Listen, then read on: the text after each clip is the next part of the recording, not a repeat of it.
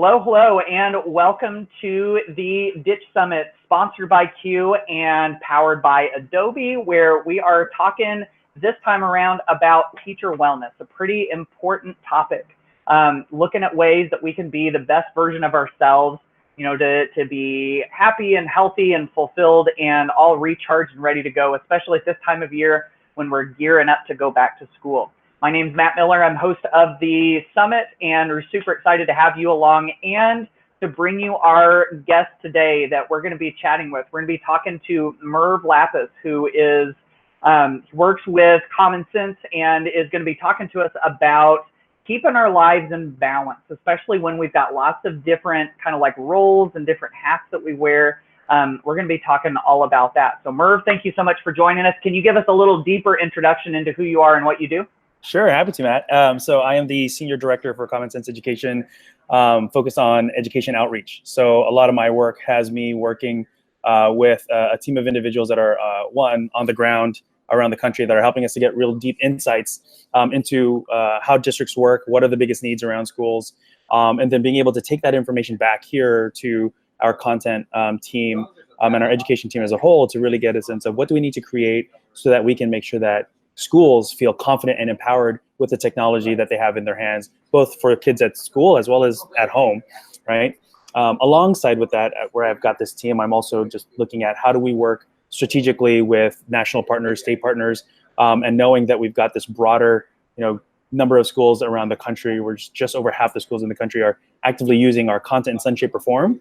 Really, what does that mean? What does that look like? And how can we really make sure that we have tools either in person or right on our site that help support them and other educators that are interested in bringing these types of roles and conversations into the classroom. Cool. Very good. Very important work that you guys are doing. Really appreciate that. So yeah.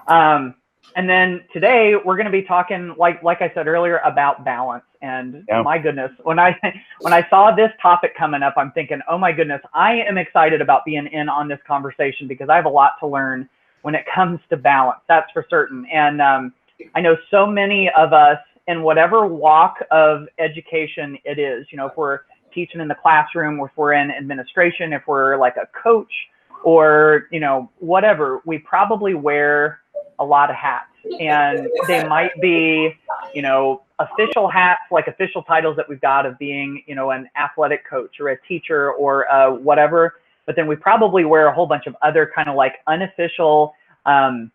We have those other responsibilities, and it all just sort of like piles up. And I know for me, it definitely does pile up, and it's easy to get overwhelmed. It's easy to get sort of like run down and burned out and all of that. And this is something, like I was saying, that I have struggled with as well. And,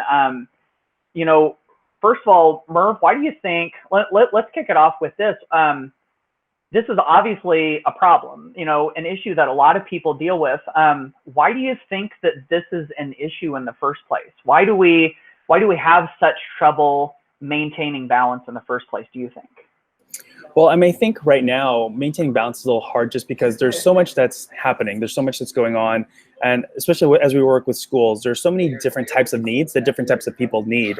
So as we think about the different hats we need to wear to be able to support, at least in my work with Common Sense, how do we support educators? How do we support administrators?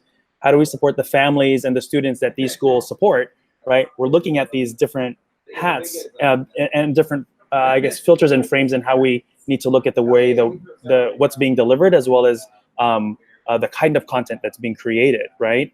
And so not only do we think about that, but we want to make sure that we do so in a way that actually meets their needs, that actually they can feel that translates to the way that they work with that community or to the way that that community feels it represents them. So as we're thinking through all these different things, we're always checking and verifying and wanting to make sure that always kind of sticks in our head. And because we are also, at least myself as well as my team in the organization, we really want to make sure we're doing right by schools. And so we're always wanting to make sure we're verifying and validating and trying, so that it always keeps it top of mind. But in addition to that, myself, I've got two little kids myself, 6 and 8-year-old, and I'm thinking about how does this pertain to them? How do I then bring this back home? And the reality is, as I'm always thinking about these things and then I'm trying to apply them, sometimes I find myself focusing so much on this work that I forget to apply it to my kids. When we talk about the balance of, Yeah. media balance or screen time balance, or, finding time for yourself, sometimes my worlds collide in a very specific way that sometimes I forget to separate them. So I have to really take stock of where I'm at and what I'm doing in order to make sure that I'm finding that balance from work to being a father, to being a husband, to working with the different groups that I support, just in the nature of the work that I do. Mm-hmm. Yeah. And you just said something a second ago that I would love for us to dig a little bit deeper into. And you said, I've got to figure out how to separate them. I just heard you say that. And, that kind of perked my ears up, because I know in some ways you've got to be able to, for instance, I know, whenever I'm doing my Ditch That Textbook work, and I'm in my office doing that work, sometimes I'm separated away from my family, or maybe they're at school whenever I'm doing some of that work.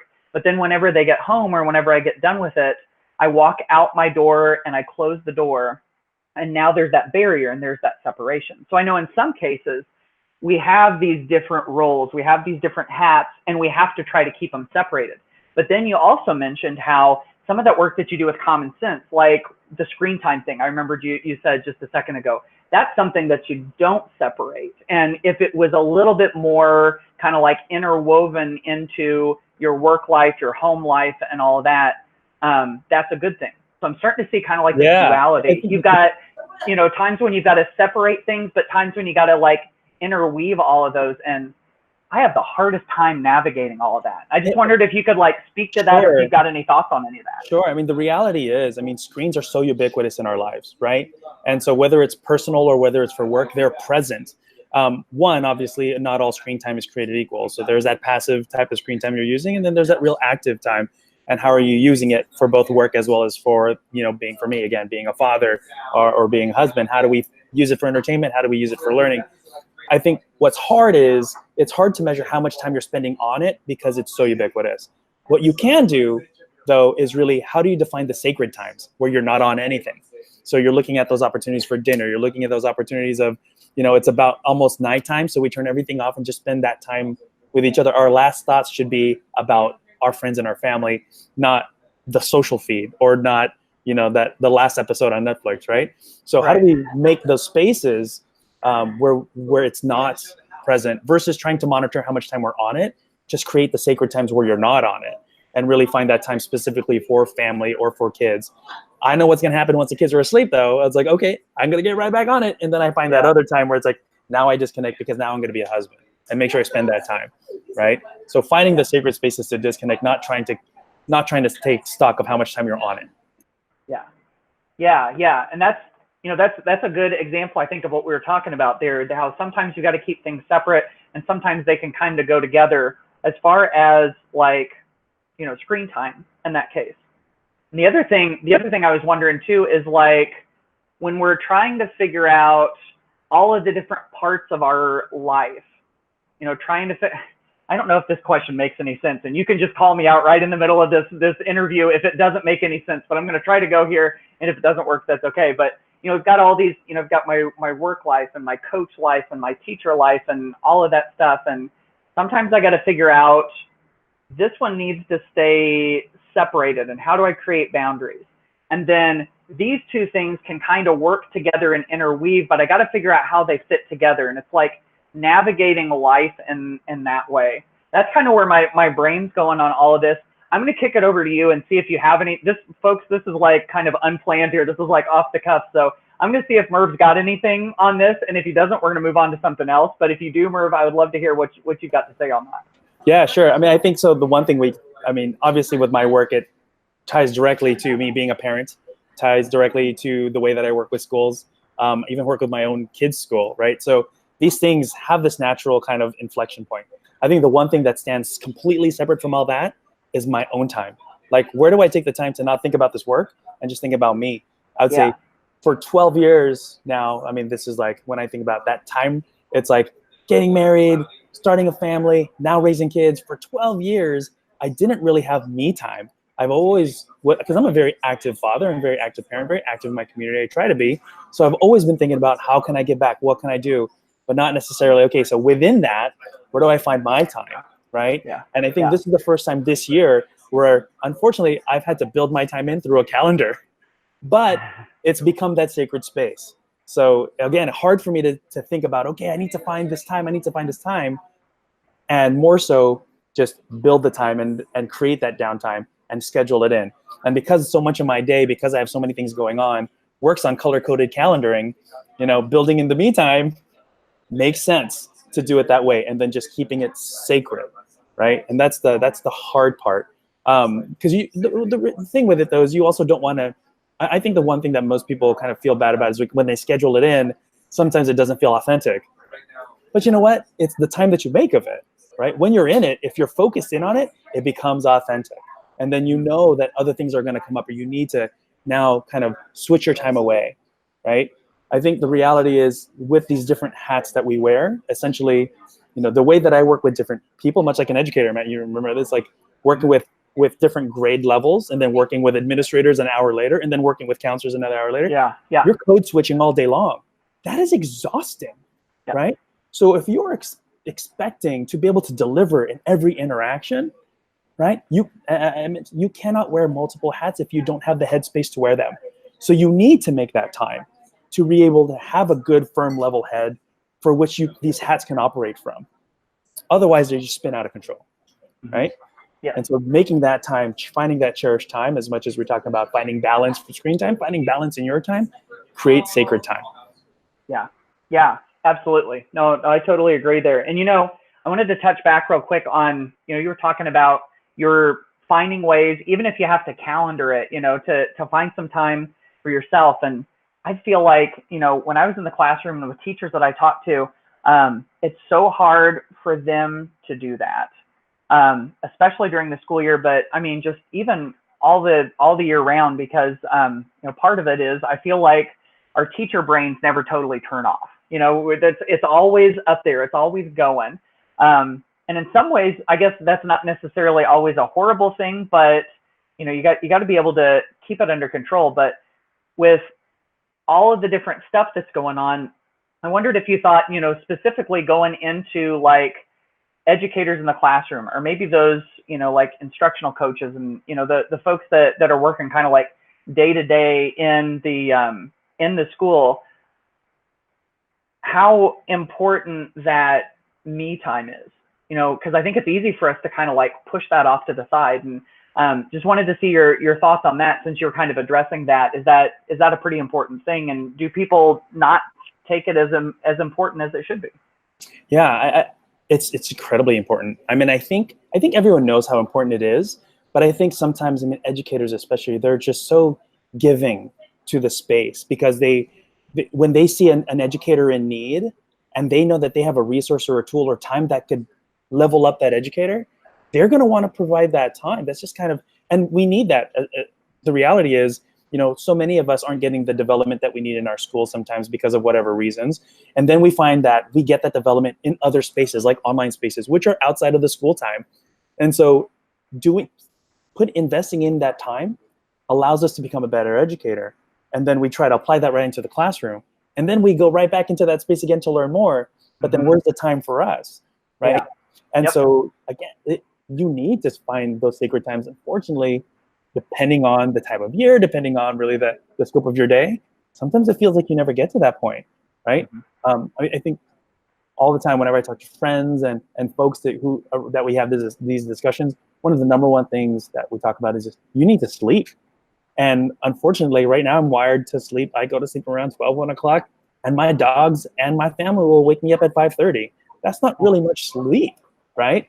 But I function, I try to keep it on. But at some point, I get exhausted, right? And so finding those times where you can take that, that break or that cat nap. For me, my sacred times are like going to the gym 5 times a week now is something, again, for 12 years, I've not done. And now it's like, I schedule beginning of my day on Monday, Wednesday, and Friday. It's just built in, no meetings during that time. But you have to be okay with being able to tell someone, oh, this is the only time I meet. Can we meet here? Well, depending on how pressing it is, if next week we can find a better time, I'm going to do that. Because if I don't hold it sacred for myself, I'll always give it away. Right. And then at some point I will run myself down. Yeah. And in those sacred spaces, like for instance, with you, with going to the gym and whatever it may be for us, you know, if it's like gardening or reading a book. Exactly.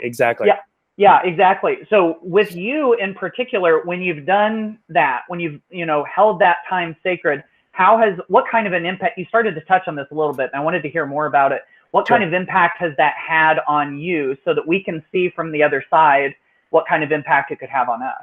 Sure. Yeah. When I have that time, because often when I spend that time, it's just me getting in the zone. It's almost like spending that time to meditate and get your day ready.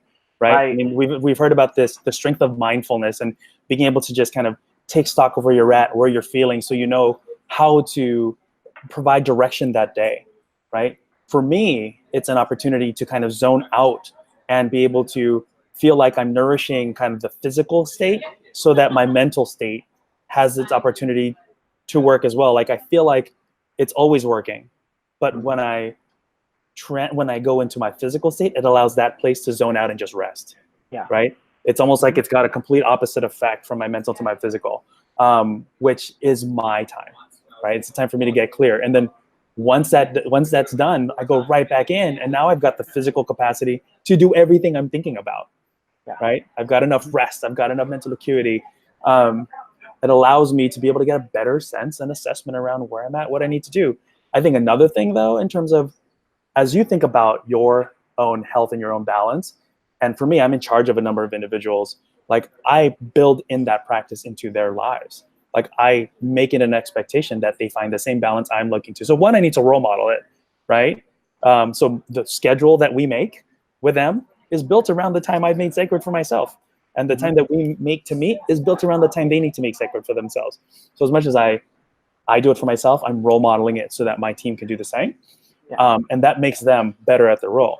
But at the same time, as I start to also build them up, I need to learn to delegate and trust. So part of finding balance means also recognizing the strengths, the opportunities, and the development in the people you support, whether you're supporting educators as an administrator, or you're supporting as a lead teacher with other educators, taking the time to take stock of the balance that everyone's finding for themselves.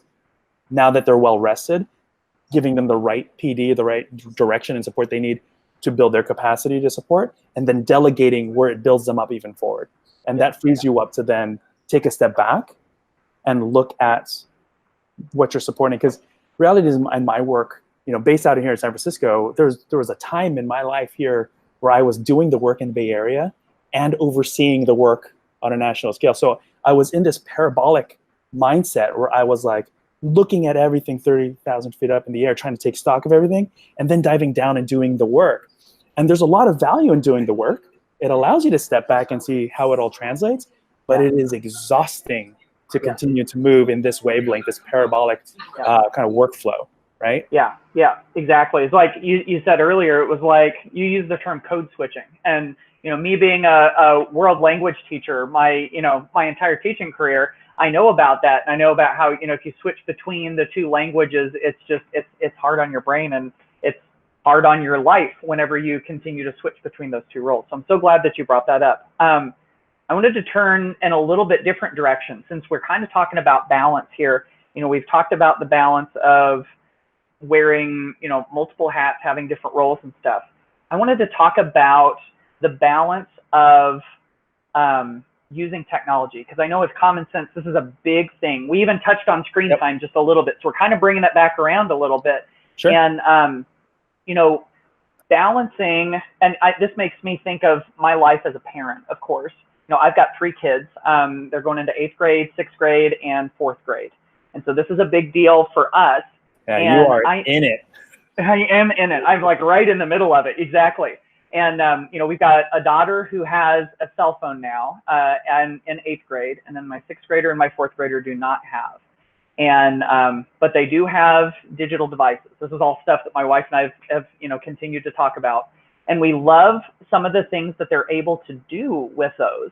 Some of the things they can create, the things that they can learn.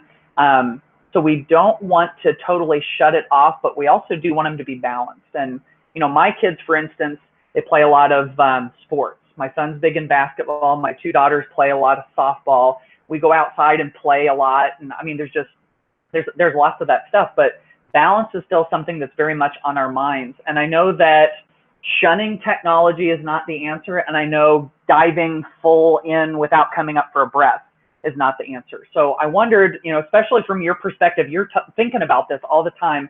I would love to hear some of your thoughts on what we can do as parents and even what we can do in education around all of this. Yeah, I mean, as we think about balance along those ideas, I mean, I really think of it in three main ways. There's development, tools, and spaces. And so as we think about there are great tools that we use for teaching in the classroom, right? What is the purpose of them? What is the outcome it's helping us to achieve? Like, how is this a tool to help me achieve something? In some cases, it's a tool to help you get through boredom. In some cases, it's a tool to help you better assess your math skills, right?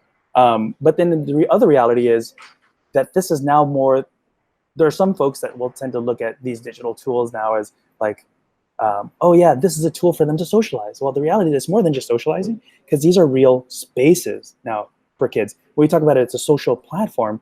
In some cases, this is their only social platform. So now it's their real space. This virtual space is where they spend time with their friends and family. Wow. Now we think about developing wise, it is appropriate for kids to want to be with their friends. That's where they want to be. That's where they're supposed to be. And as the more we remove kids out of these free spaces of hanging out, so it sounds like your kids and many other kids, they're in organized sports. So they're spending time with people, they're learning skills and doing these great things. But the free space of being able to just hang out with your friends, for me, I was out and about until the lights turn on in the streets. And I can go and check things out. We're getting less of that time, even more globally now. We're seeing more of that, where kids aren't giving more of this free space to be with their friends. So if they're not given this space, part of it being our fear, part of it being real safety issues, I get it, they're going to be where their friends are at. That's developmentally appropriate. So they're going to be in these new spaces, which we think of more of, oh, it's just a tool for them to socialize. It is more than that. So the time that they spend there, how much of it is of value? How much of it is potentially a feeling of toxic because maybe it may be a negative experience for them? How much of it also is based on their own decision-making to stay there? And how much of it is potentially driven by the way this tool or space has been built to keep them there, right? And so a lot of what we talk about with schools is, yeah, there's the amount of time that you spend. We know that if you spend X amount of time on a social platform, you can leave feeling relatively pretty great. Like you got what you needed, you feel connected, and you can leave feeling positive. And then you spend too much time and you can see that it can start to really get you down this hole of feeling a little bit more negative, even depressive in some cases. Sure. Right? Yeah. Because, content, it's made to kind of get you to some of the most fanciful information. That's how these hyper chambers of information work, and the algorithms push you toward. So really getting kids to understand how these things work, understand the role that they play in their lives, and empowering them to know when and how they can manage it for themselves. That's a lot of what we want to try and work with schools and districts and kids on, is letting them know how these things work, letting them know the realities if we let it kind of spin out of control, but then letting them know that, yes, they exist this way. There's a lot of opportunity for change. But for now, since they work this way, how are you going to use it? How are you going to use it to be a voice for change? How are you going to use it to be to be creative? How are you going to use it to innovate? Those all exist, right? And so that time you're spending is not necessarily all the same. It's not necessarily all passive, not necessarily all active, but what are you getting out of it? And how is it meeting a real need of your development, because there is a social space now that you don't have because you don't spend that time outside the classroom, or you're moving from so many different activities, you don't have the time to breathe and just kind of be in a position where you're talking with a friend and just having free flow conversations, not necessarily always having to work on something academic or something that has to do with strategy of the team, something like that. Yeah, that's so important. I think it's fascinating, talking of like what you said about how we've got these different spaces, and how it used to be that our space was the neighborhood, and our constraints were the streetlights. Whenever they came on, it was time to go home. And when life was like, and I'm not trying to suggest that is the utopia and that what we have now is horrible. I'm not suggesting that, but I also know that that neighborhood was not controlled by an algorithm written by a company. You know, it just blows me away the more that I learn about social media and about how the algorithm is written so that, and the apps and the sites are written so that you stay on the site, and whatever it takes to keep you on the site so that they can sell ads basically is what they're trying to do. And whenever those kids' spaces become those spaces that are run by companies, you know, for-profit companies, basically, it starts to make me wonder, not necessarily are they unsafe spaces, but like there's got to be these influences on it. I'll give you an example. I was reading, Merv, I don't know if you're familiar with the book Digital Minimalism by Cal Newport. No, I haven't read that one. It's so good.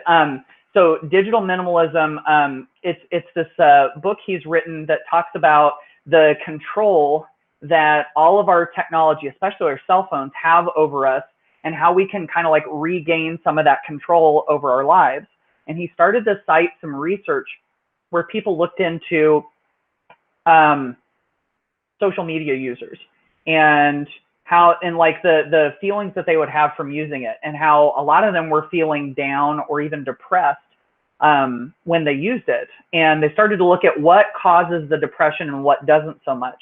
And they started to see that all of the vanity metrics, the likes and the hearts and the thumbs up and all of that stuff was, and it was a lot of that superficial stuff. You were creating what felt like a relationship, but it wasn't even really a relationship because it was so superficial. It was a little comment, yay, congratulations.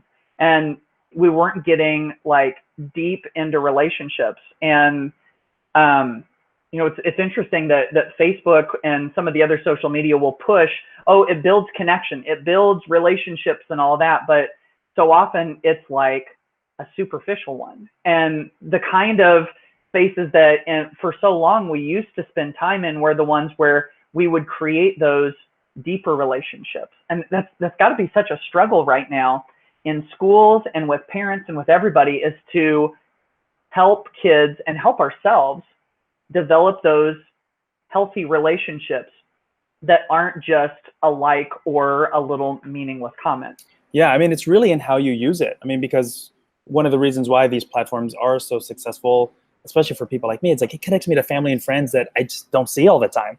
Right. So there's that great, you know, connection there. But there's also this reality of, if I don't have a real social connection in person, and my outlet to feeling socially connected is being in these virtual spaces, right? And no one's helping me to translate that virtual connection into real world connections, that can become an issue, right? Because it's very limited to just kind of that interaction, and you don't really know how much of it's truthful or not. It's if you've never met these people. It's not rooted in real, kind of like a trusting place. That said, we are now having opportunities to connect with our tribes, our people that are similar to us, that don't live next to us, in ways like never before. And some of that could be bad, some of that could be really good, right? But it's in how you use it, right?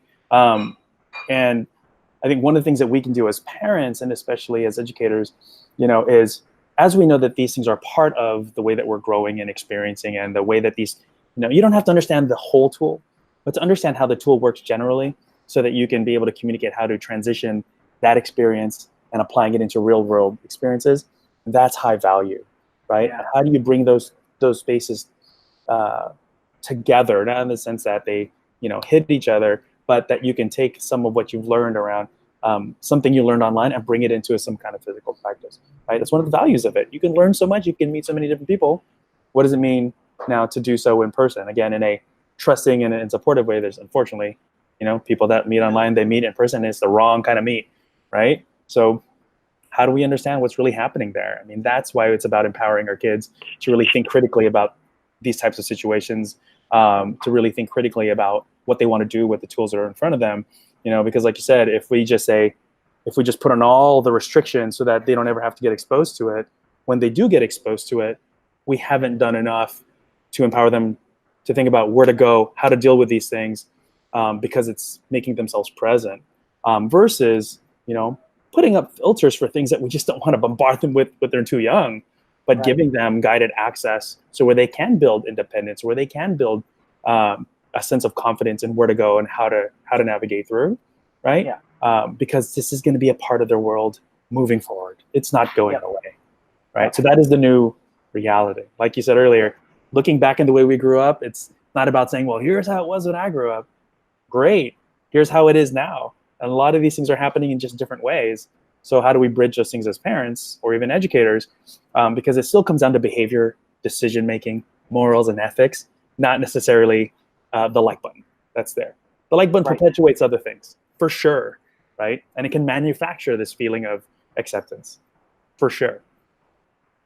But what is the underlying? What is that, as we think about like social emotional learning and decision-making and how this affects kids, like digital citizenship and these ideas of recognizing how we use these tools have a deep connection to our social well-being.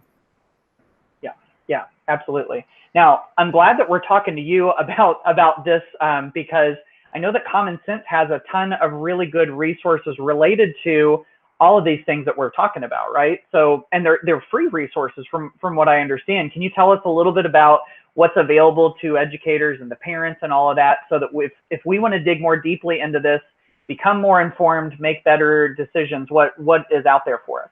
Sure. So, I mean, so Common Sense as an organization, we do three core things, right? We rate, educate, and we advocate. So on the rating side, Common Sense Media, which is where a lot of families know us, typically go there to look at the ratings and reviews and evaluations around all things media, games, TV shows, books, websites, music, and apps. And also go there as a parent to really kind of get a sense of curated ideas and even some examples or ideas of how we can look at the way that media plays a role in our lives. You mentioned earlier, one of your kids has a cell phone, the other ones have access to devices, but not quite yet. What are some of the things we should be thinking about as parents in regards to when do we think it's the right device? Because every family is going to be specific to that family. But it's about giving you information and resources that you need to make a more educated decision around what you want to do for your family around how they use these tools.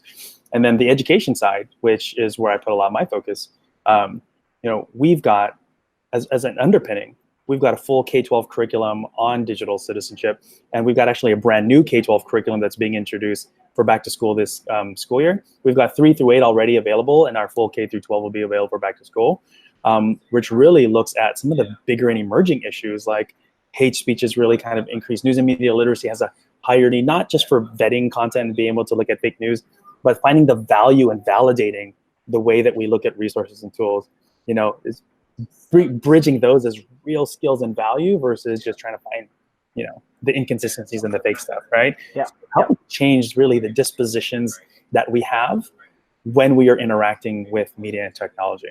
And so that's the framework in which we're looking at how our curriculum plays into classrooms. And then we've got the advocacy work, which looks at how do we affect policy to make sure that we're thinking kids first, right?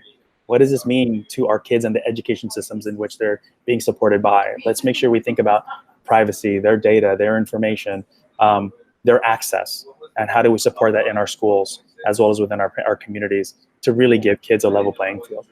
Yeah, Right? that's awesome. And it's amazing that it's all, just so much of it is just sitting there waiting for us to dive in and check it out. It's all there. It's all just on commonsense.org. And we truly, as an organization, have this whole community approach. So from parents to the community organizers to schools and administrators to, advocates and policymakers, like that's the frame that we take around this work and how media and technology play that role. And it's all just right there on the site, waiting for folks to use. We've got a number of other supportive resources to great, all of it's here, all this robust information. How do I use it? So we've also got training materials that's there so that educators can learn a little bit more about how to use it. What does it look like? And then what does it look like for me to bring this back to my school? Yeah, definitely. I've got one more topic that I would love to pick your brain on, because I know that you've probably got some thoughts about this through your work with Common Sense, but also as a parent, and just as a human being. I have found, and I know a lot of people have found, that it is tough trying to parent and make smart decisions with kids using digital devices. And, whenever that comes in, we try to set boundaries and we try to set rules and we try to create these things. And sometimes we create kind of like this artificial false situation like, oh, you can only do X number of hours. Oh, you can only do these certain, and it's like we start to create these rules, and then the kids see us turn around and do the same things that we'd want them not to do. And I think that's got to be the worst way to lead kids when it comes to using technology. Totally. And I fall guilty to this too. And what are your thoughts on that? Can you give us any guidance on that? I mean, role modeling is so important. Kids will call you out, will call out the hypocrisy so fast. Yes. You know, and that's one of the biggest challenges when we talk about like parenting in this digital age. It's so easy for us to call out our kids when we think they're doing something wrong or doing not doing enough or spending too much time. And then we turn around and don't hold ourselves accountable with the same rules, right? So if you are going to expect to see these kinds of balanced rules and really show value in the things like spending quality time with each other, you know, not connected to something so you have authentic conversations. If you really do value that, then you need to show that, right? Kids learn so much by action. And if you reinforce it and are consistent, then it becomes a real thing, right? But just like in a classroom that we work with, or a school that we work with, if digital citizenship is only addressed in the technology class, then kids will only associate it to the technology class. But if you are using tools in different ways in every classroom and you're reinforcing these ideas and expectations in every classroom, the digital citizenship and the work that we do needs to be as ubiquitous as the devices in the hands of their kids. Otherwise, they separate it to the touch points in which it's the familiar, right? And so that's why it's important to get parents to understand that if you are going to set rules, these got to be rules for the family, not just for your child. Obviously, you build them up into independence and gaining access so that they become independent users themselves, right? So there's certain rules that, in terms of what they get access to, that's going to shift and change, you know, through time and age. But in regards to, if you say, at this time we all get off, then at this time we all get off, right? And really following through with that. That's one of the biggest things when I do parent presentations or when I talk to districts. I mean, and even schools have also shared one of the reasons why devices are being taken away from kids are because parents are texting them at school, right? So if you're going to have an issue with your child getting their cell phone taken away, then don't text them at school or don't follow up with them when you know they're at school. Call the school if you really need to talk to them. A lot of kids are unfortunately getting in trouble for this, and they're trying to be responsible with the devices in their hands, and they're getting in trouble because of people close to them, like family members. So we need to recognize that. As much as we're asking them to be really cognizant about these things, a lot of them are, but it's getting a bad rap, you know, because we see some of these other issues, and typically sometimes these issues are bad role modeling, or we're perpetuating it and we're doing it worse. Yeah. Now, if we want to take a little bit better control of this, I'm trying to wrap my brain around like what some things are that we can do. Because, you know, the one, like, for instance, you just said at this time, all of our devices are off. That is very black and white, clear, obvious. If you, if you break that rule, it's going to be clear and obvious that you have. But then there's a lot more gray area in some other things. Like if we want to, when we have our devices, we want to use them responsibly. We don't want to, just like trash our time with mindless stuff. That's a little more of a gray area. That's harder. And for instance, when it drove me crazy when you mentioned that the parents texting the kids and then the kids getting in trouble. I'm like, what are we thinking here? But in that case, that's kind of, I guess, kind of gray area. It shouldn't be. Well, but some things what you're bringing up right now remind me. So like one of the things that we are, especially in our K2, we have got this thinking process called pause for people, right? So when kids are on their devices, one of the reasons why it's so hard to release from this device, which is so engaging and they're really into it, is because we're not transitioning them into something else that's meaningful to them. So if I'm good, like for my daughters, they have an iPad. They know when they can and when they can't go on it. But it is common practice when we get off of it, we're transitioning to something else, and I'm actively doing that with them, right? I'm very cognizant about how that tool itself, in the hands of a child, can be something that they need to disconnect from. But you're doing two things there. When you're disconnecting them, you're showing them that disconnecting isn't something like, because you're not behaving, I'm taking it away. It's not a punitive thing. It's that we're transitioning to something else, right?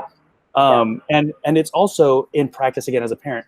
When my kids say, "Hey, Dad, if I don't stop typing or drop my phone, and say, yeah, give me 1 second, let me just press pause here and then talk to you. If I don't give them that attention immediately, why do I expect that when I say, hey, Carrie, not my daughter's name, but hey, Carrie, they're going to do the same thing that I'm doing in terms of not listening to them, right? So again, there are those gray areas, but part of navigating those gray areas is role modeling those gray areas, right? Because there are going to be times where they might be on a device and I might be on a device because I do need to get this done, but then they're going to need me for something and they're my priority. And if I need to just say, one, I should never start talking onto, a conversation if I'm being interviewed by a newscaster, if I know my kids are going to be in the room.